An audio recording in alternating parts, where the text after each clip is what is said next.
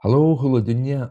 Hello people. Kimera Hashiv and Jew. How are you all today? It's Mr. Joseph. I'm Joseph and I'm Paslich and in Alaba in Paisley in Scotland. Hi Fuer. Oh, hi Fuer. It's cold, fast, still cold. Hi Fuer. I seem to say that every time, don't I? Hi Fuer. Hi Fuer, fast, still cold. Right, today we're going to talk about Lent. Okay, it's coming up. I think it starts next week on the 18th, Ash Wednesday. So, hick, come, hick, hick. Right, you can see my screen there and you can see what it says at the top. Now, this is a very easy sentence, so let's just go over it.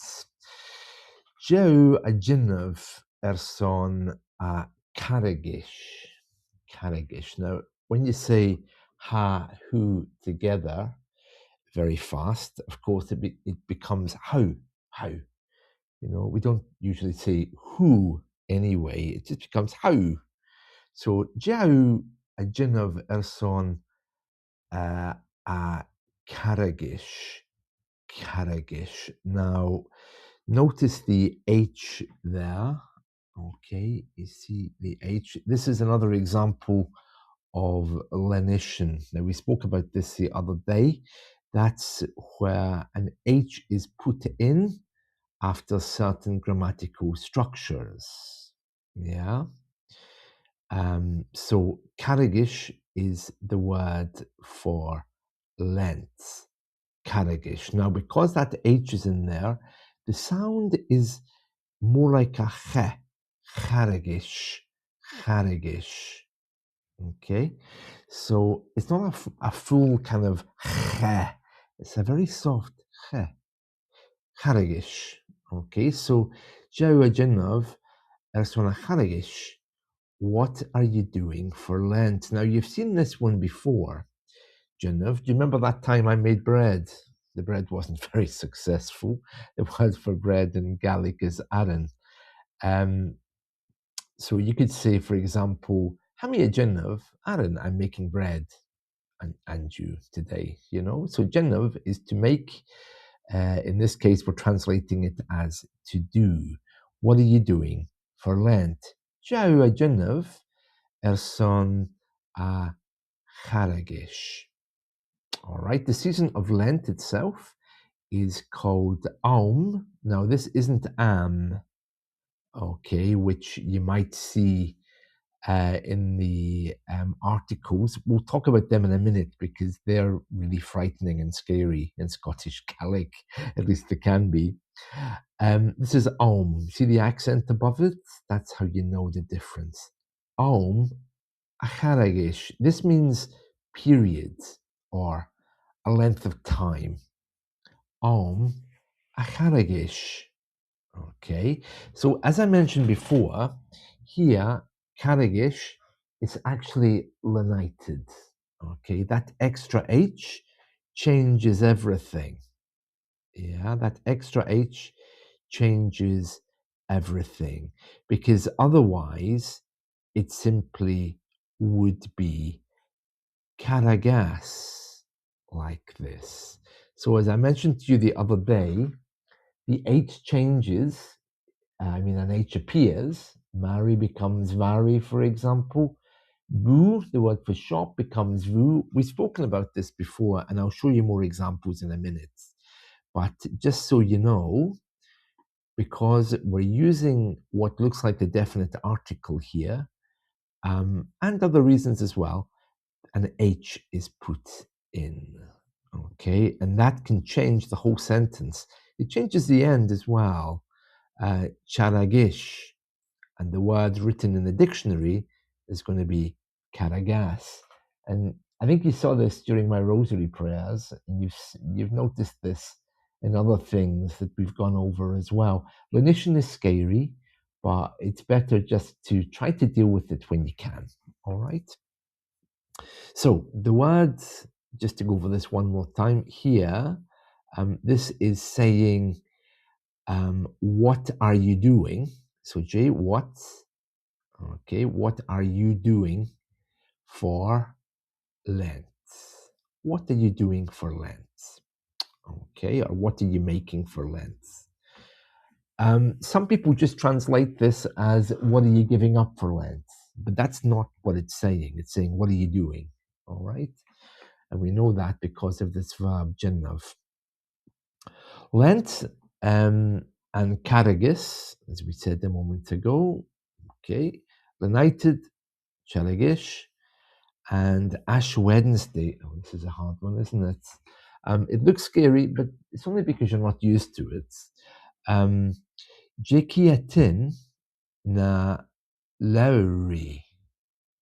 Now, this is a little bit confusing. So think of the word Moira, and you're kind of getting close.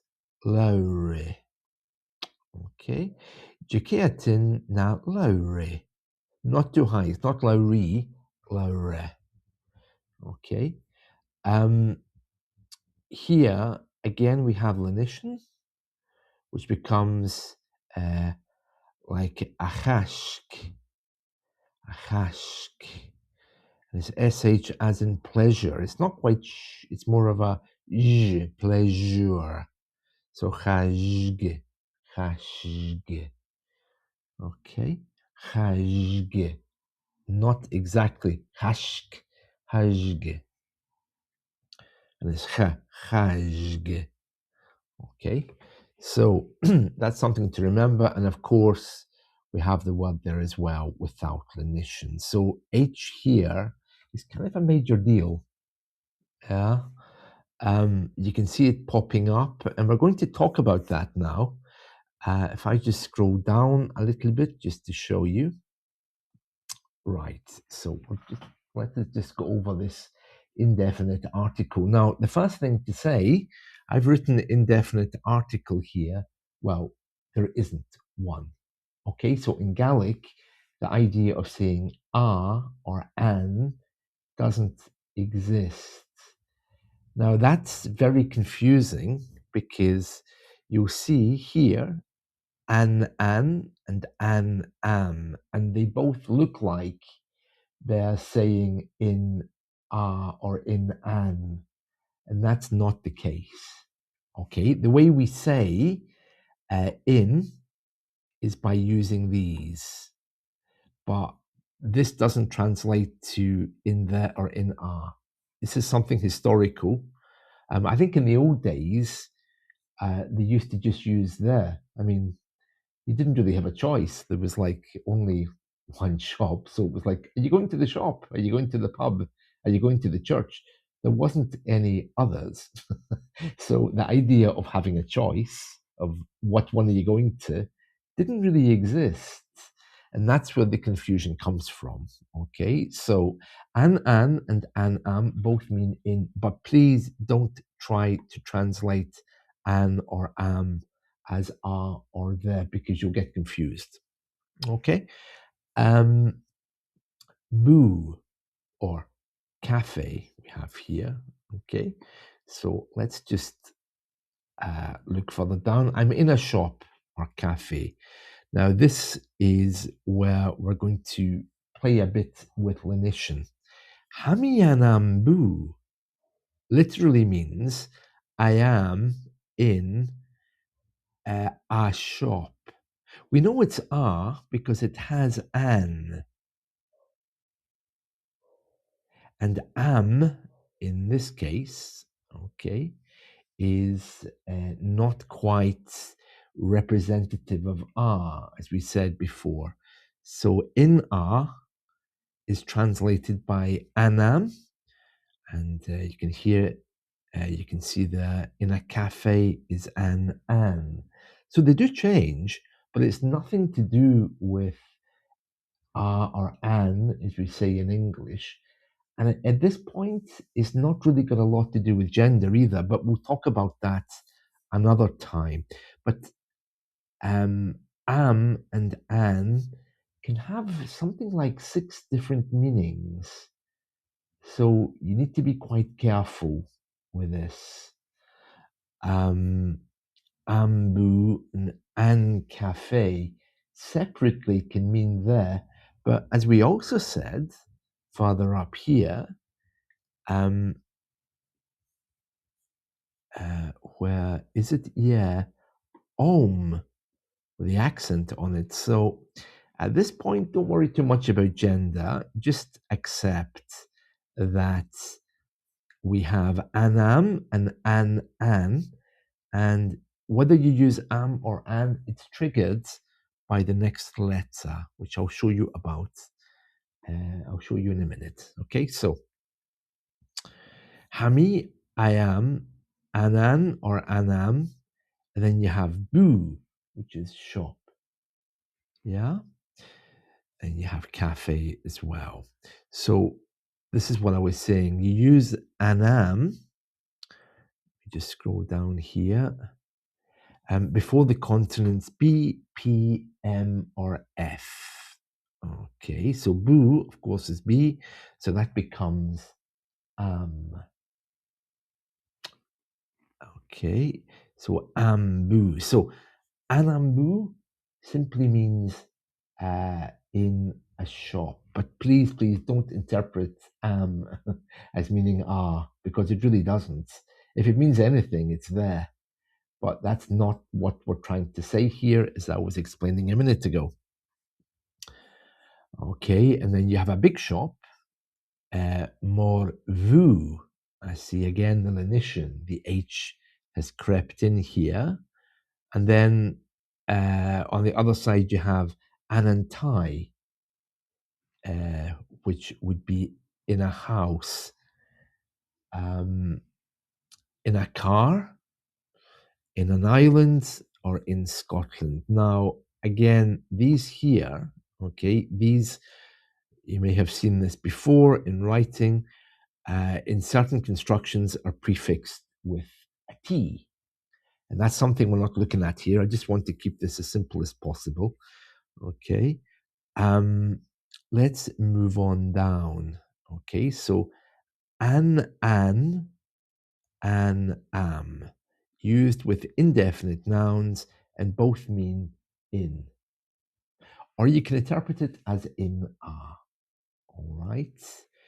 And as we were saying, once you add in lenition, or if you wanted to change this to the construction changes. We're not going to go into that today, but I'll just show you briefly. If I wanted to say, for example, let's say in the shop, that would become ans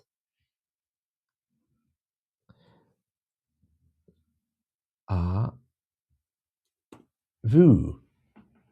That's in this shop.